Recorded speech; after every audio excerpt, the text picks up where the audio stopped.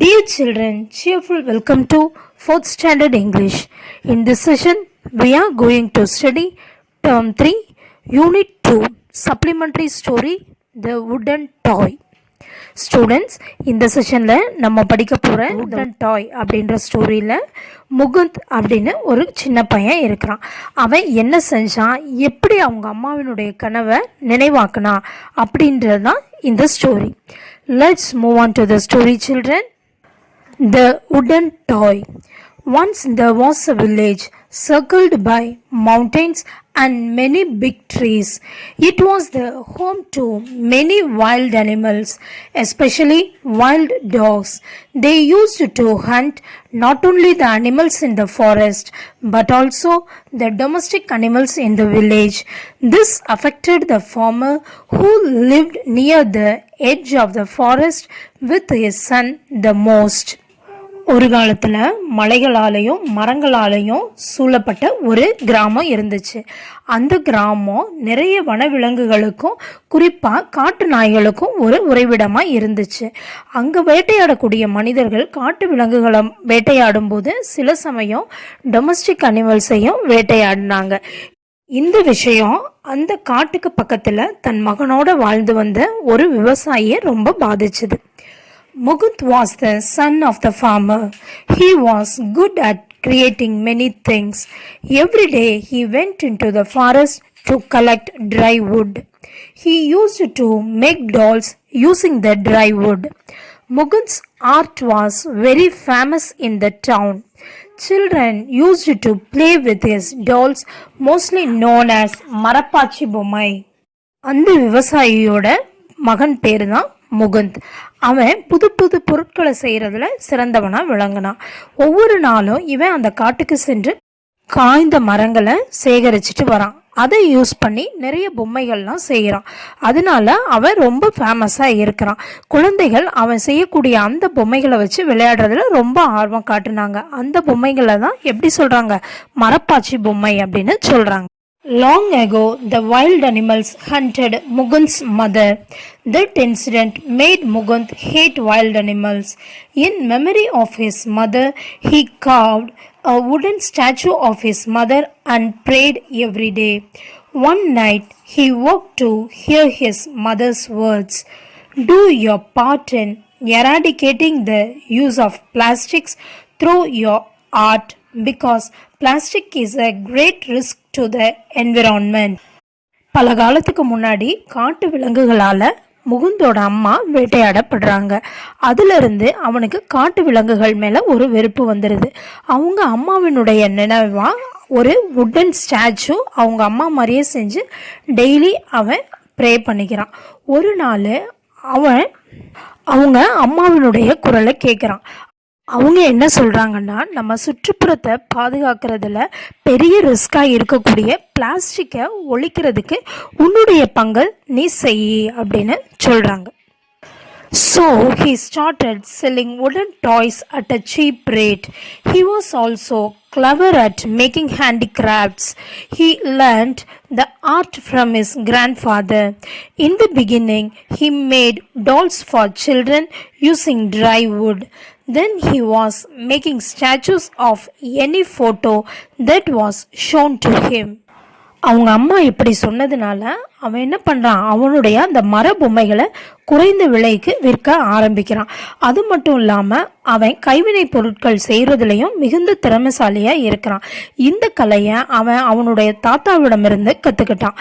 ஆரம்பத்தில் இவன் குழந்தைகளுக்காக தான் பொம்மையை செஞ்சிட்டு இருந்தான் மரத்தை யூஸ் பண்ணி. ஆனால் பிறகு அவன்கிட்ட ஏதாவது ஃபோட்டோ காட்டினோம்னா அதை மாதிரியே ஒரு ஸ்டாச்சு செய்து கொடுக்குற அளவுக்கு வளர்ச்சி அடைஞ்சிட்டு. His father owned nothing but a flock of sheep and a piece of land. Also, he worked hard to keep the farm running.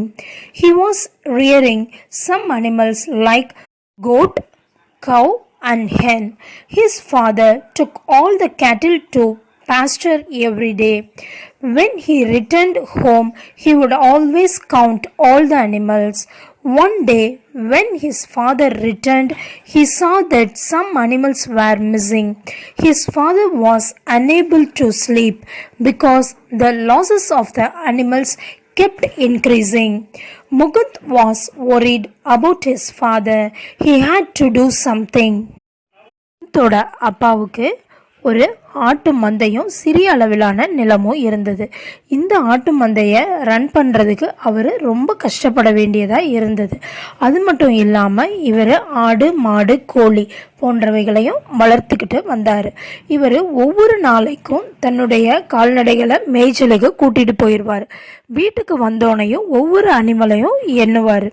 ஒரு நாள் இது மாதிரி ஒரு ரிட்டர்ன் வரும்போது சில விலங்குகள் காணாமல் போயிருந்தது. ஒவ்வொரு நாளும் இந்த விலங்குகள் காணாமல் போகிறது இன்க்ரீஸ் ஆகிக்கிட்டே இருக்கிறது. அவரை தூங்கவே விடலை. இப்போ முகுந்த் அவங்க அப்பாவை நினச்சி ரொம்ப கவலைப்படுறான். இப்போ அவன் ஏதாவது இதுக்கு செய்தாகணும். He had an idea. He made a wooden drum because the massive noise from the drum would help his father to drive out the wild animals. Mukund's father was happy because the drum threatened the animals, but the animals came back as soon as the drumming is stopped.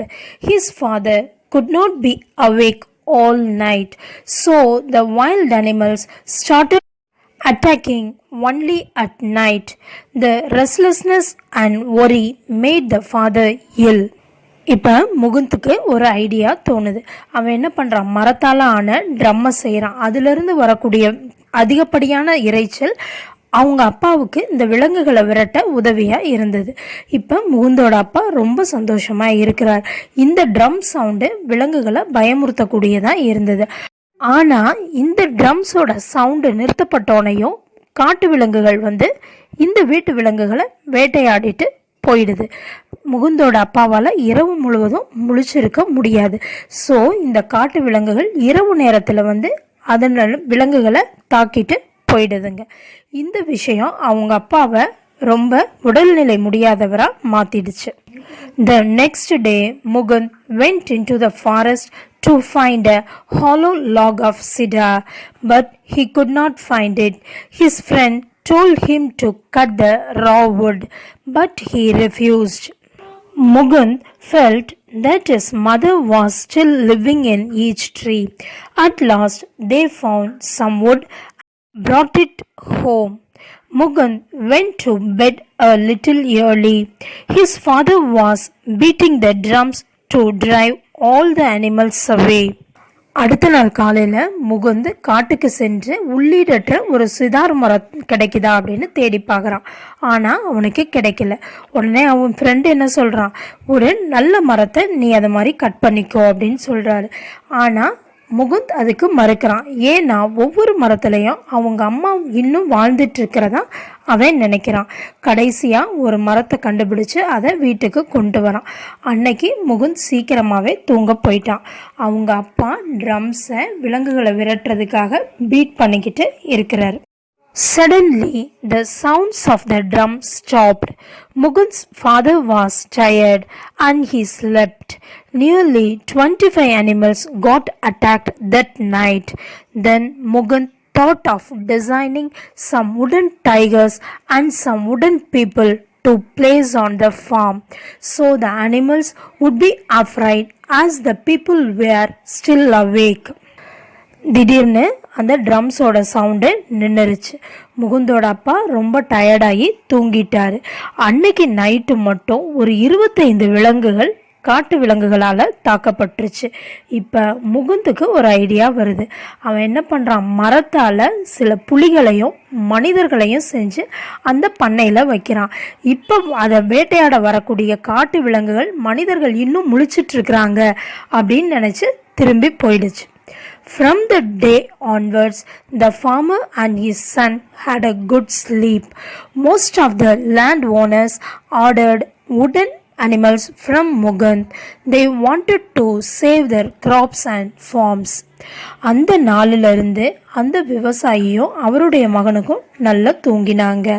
நிறைய land owners எல்லாம் இவங்கிட்ட இந்த மரத்தால் செய்யப்பட்ட விலங்குகளை வாங்கிட்டு போய் அவங்களுடைய விளைநிலங்களையும் பண்ணைகளையும் பாதுகாத்துக்கிட்டாங்க.